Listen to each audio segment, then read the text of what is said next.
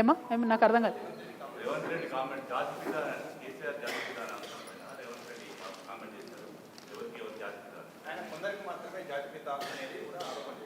అంటే ఒక్క విషయం అండి, ఎవరు ఏం చేసినా తెలంగాణ ఉద్యమంలో మనందరం చేసిన ఉద్యమాలకు మనకంటూ ఒక పేజీ ఉంటుంది, ఒక చరిత్ర ఉంటుంది.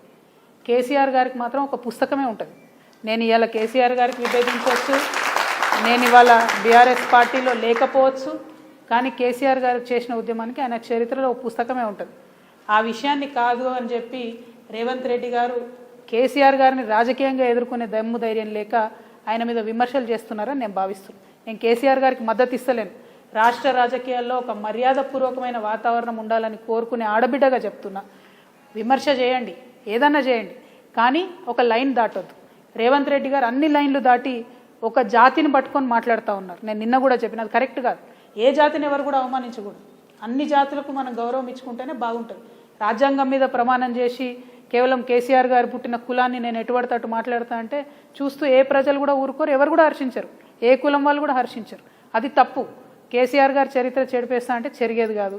అట్లనే రేవంత్ రెడ్డి గారి చరిత్ర కూడా చెరిగేది కాదు. అది మంచిదా చెడ్డదా ఆయన నిర్ణయించుకోవాలి, నాకు అనవసరం. కానీ ప్రజల హృదయాలను గెలుచుకొని ఎప్పుడైనా రాజకీయాలు చేయాలి, కానీ అవతలోని తిడితేనే రాజకీయం చేస్తాం అనుకుంటే అది కరెక్ట్ కాదు. నేను రేవంత్ రెడ్డి గారి వాక్యాలను నిన్న కూడా ఖండించాను, ఇవాళ కూడా ఖండిస్తున్నా. ఇటువంటి భాష తెలంగాణ రాజకీయాల్లో ఉండకూడదని చెప్పి నేను మనస్ఫూర్తిగా